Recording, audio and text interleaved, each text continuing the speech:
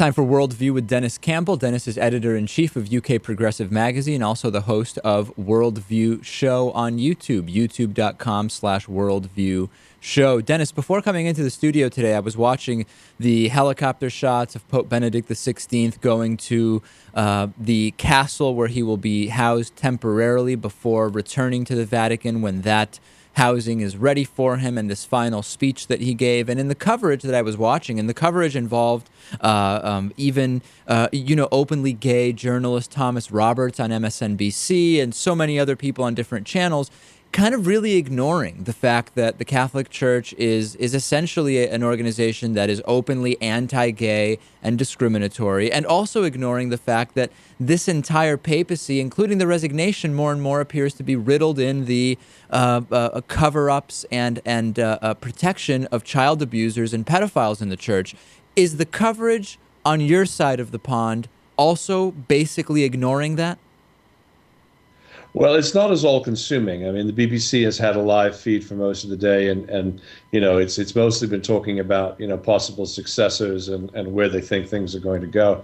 But the one thing that nobody is talking about is that under the previous Pope, John Paul II, it was then Cardinal Ratzinger, now Pope Benedict, who was the man who was ultimately responsible for the investigation of, and it is indeed under his control, that most of the abuses were swept under the rug. Right. So for a period of 2 to 3 decades there, this man was knee-deep in the scandal, and it has haunted him now, and many believe it has haunted him completely out of office, that there is absolutely no coincidence whatsoever.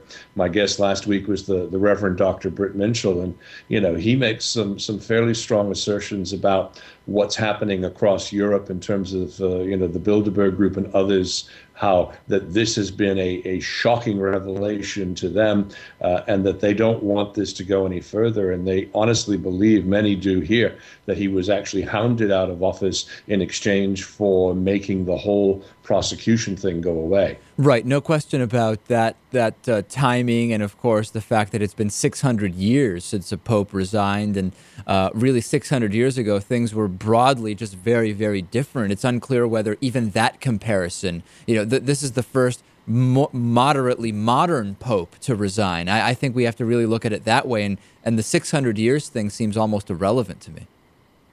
Well, and his predecessor went to great lengths to say, Pope John Paul II believed that the aging process and death itself was a part of life. And, he ruled right up until the moment that he died, because he wanted people to see the Pope fail, in a failing health condition, not necessarily fail, the way we think of it. But, for him to suddenly turn around and resign and say, I'm tired, does not fit the mold in any stretch of the imagination. So what's next? I mean, now, of course, we'll have the election of a new pope. And when you watch, there's so much fluff here on mainstream media with kind of just people kind of glossing over, saying, will the new pope be someone who sets a new tone and takes a new direction and modernizes the Catholic Church? And really what I hear when that's being asked is, will they not shelter pedophiles, and will they not be incredibly anti-gay and backwards on so many science-based issues? That's real, but I don't even know that question's being taken seriously. We're using double entendres and just kind of dancing around the real questions. Is it the same thing on your end? Yeah, I mean, I think the issue is, how can you expect, essentially young men, when they enter the priesthood in their 20s and 30s, who are full of testosterone, to take and live a vow of celibacy in essentially an enclave, in a brotherhood, in a cloistered environment, when they're at their prime of their physical sexual prime, and to turn around and expect them to be celibate, and then to come back later 40 years after and say, well, you were bad because you basically followed the urges that were there. It just is not anywhere in Scripture written, or anywhere in the founding of the church, other than just by a group of men that we decided that this was the way it was going to be. You were going to have to be celibate to be a priest. And there's absolutely no reason for celibacy in the modern church other than protection of property, all property ending up going back to the church. They couldn't think of any reason why, and that's some of the debate that goes on here. Secondly, you've got this issue with all these children that have been maltreated. Our guest today is Janet Heimlich, who's been on your program, who wrote a book about religious child maltreatment and all of the issues around that, from not just the sexual abuse, but physical abuse, emotional abuse, control issues, health issues. It's just incredible. And these are the things that the modern church and the next pope must address, or else the church will fade into irrelevance. Yeah, I'm kind of curious because when Pope John Paul II passed away and there was the election of Benedict XVI, even though we knew about all of the child sex abuse and maltreatment and all of that was going on, Pope John Paul II ended his papacy in a way that really brought a lot of people in and increased favor of the Catholic Church.